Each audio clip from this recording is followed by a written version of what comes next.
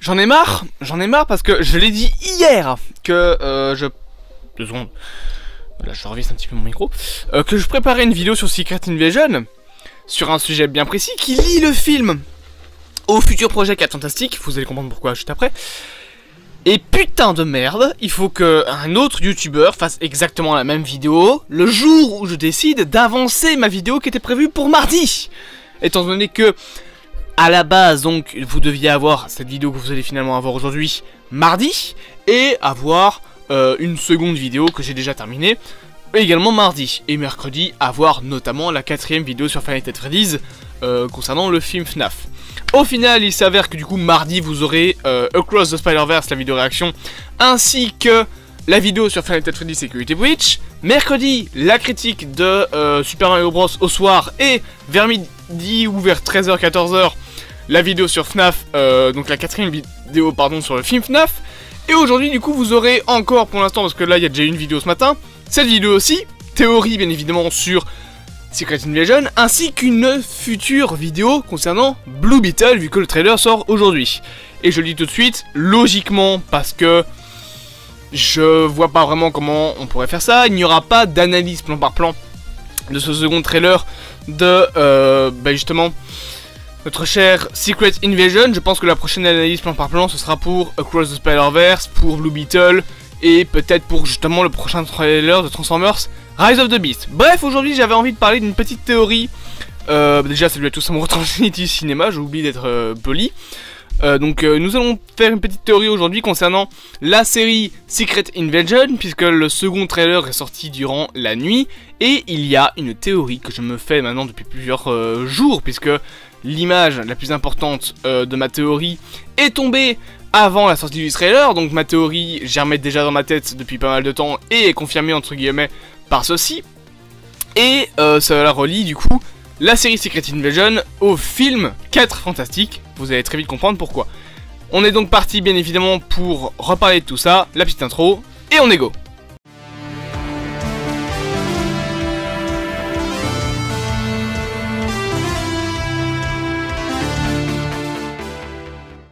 Du coup, pour rappel, nous avons eu plusieurs petites images qui ont été dévoilées de la future série Secret Invasion qui sort donc en juin 2021 avec des personnages, bien évidemment. Ça, c'est pareil logique, hein. Il y a Emilia Clarke, il y a Everett Ross aussi qui est dans le trailer. Il y a bien évidemment Talos, il y a Maria Hill et Nick Fury, ce qui paraît logique. Et tout ça fait que nous avons également eu des méchants qui ont été présents, notamment un personnage joué par, je pense qu'elle s'appelle Emilia D'Acosta, l'actrice. Qui joue donc la femme avec sa tenue rouge, je sais plus comment elle s'appelle, mais je sais que c'est un personnage assez présent dans les comics. Et bien évidemment le personnage de, je pense c'est Gravik, qui est donc, donne l'impression plutôt d'être le Skrull méchant principal de cette série. Je pense déjà, premier point concernant cette théorie, que Gravik sera le remplaçant d'un Skrull bien précis dans les comics, et qu'il sera du coup le chef des méchants Skrull dans le MCU. Ça déjà c'est une première chose. Ensuite, concernant maintenant ma théorie principale, rappelons que dans le trailer, nous avons plusieurs moments où il y a l'air d'avoir des expérimentations de la part des Skrull. Nous avons cette fameuse femme avec sa tenue toute rouge qui à un moment porte une seringue et va la piquer, donc quelqu'un attaché à une chaise.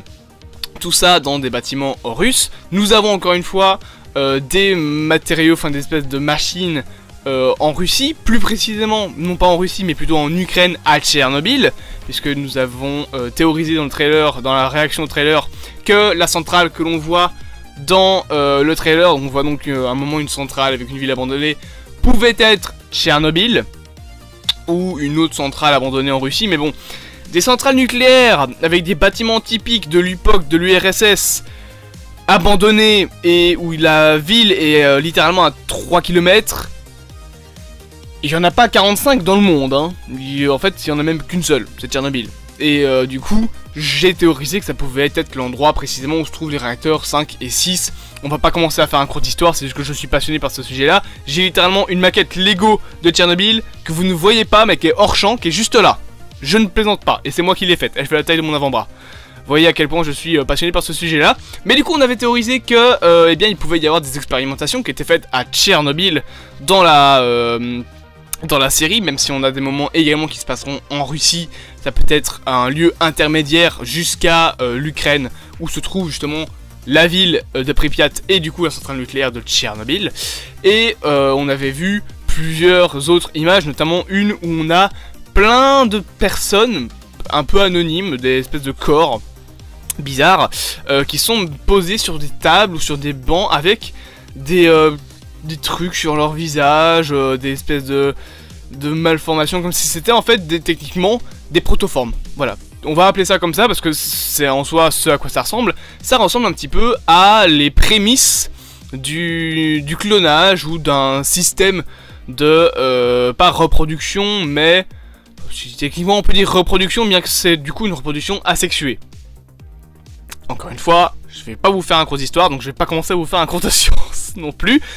Du coup, ça, je pense que ça peut avoir un lien, non seulement avec, bien évidemment, le personnage principal méchant, donc Gravik, et la femme avec sa tenue toute rouge, puisque pour moi, dans la série, ces deux personnages-là vont pas cohabiter, non, j'allais dire cohabiter, mais pas du tout, vont plutôt collaborer ensemble pour créer un personnage très intéressant des comics, à savoir le Super Skrull.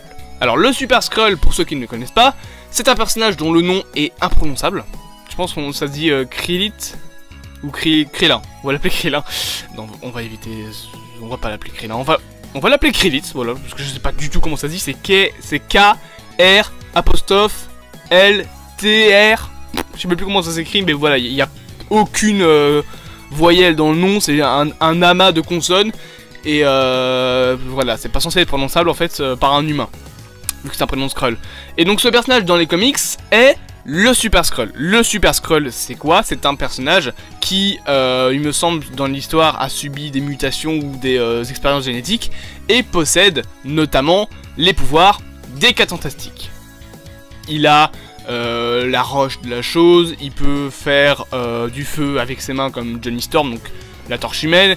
Il a les portails, enfin pas les portails mais les bulles de protection de la femme invisible, donc Susan Storm, oui c'est donc la sœur de la torche humaine et par ailleurs la femme de Reed Richards. Et justement en parlant de Reed Richards, le Super Skrull a également sa main qui peut s'élargir, et en fait l'entièreté de son corps qui peut s'élargir, comme le pouvoir de Mr. Fantastic, techniquement aussi comme le pouvoir de Kamala Khan dans les comics. Dans le MCU c'est pas totalement ça, c'est un truc cosmique, mais techniquement dans les comics elle peut s'élargir les membres.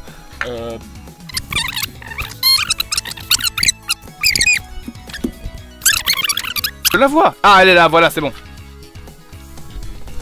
5 minutes de recherche pour vous montrer une seule case de BD. Mais du coup, dans les comics aussi, Kamala Khan a la même chose, à savoir les membres qui peuvent s'allonger, mais c'est pas comme ça dans le MCU. Mais l'important, c'est donc de se dire que le Super Skrull est un mélange des pouvoirs des 4 Fantastiques. Il a les pouvoirs des 4 Fantastiques. Rappelons qu'actuellement, les 4 Fantastiques, dans le MCU, vont arriver. Avec, en 2025, le 14 février 2025, si ça ne change pas, ça changera, c'est sûr et certain, le film Les 4 Fantastiques qui arrivera précisément 2 ans après Ant-Man et la Guêpe Quantumania. Voilà, petite anecdote. Et du coup, dans ce film Les 4 Fantastiques, on sait déjà que nous avons les 4 Fantastiques, logique. On a théorisé comme quoi que le méchant pourrait être Annihilus parce qu'il est lié à Galactus et qu'il pourrait également être lié à Kang et aussi à Galactus pour les prochaines phases du MCU. Mais surtout, nous avons une information comme quoi que ce film ne sera pas une origin story. C'est Kevin Feige qui l'a dit. Je me retiens de roter depuis tantôt. C'est pas une blague. Même un petit peu de publicité, on n'est pas sur Twitch. Du coup, on a eu également pendant il y a quelques mois une rumeur qui est apparue comme quoi que les 4 Fantastiques dans le MCU, le film se déroulerait plus ou moins dans les années 60 et que il y aurait un lien avec Kang qui ferait que les 4 Fantastiques seraient bloqués dans les années 60.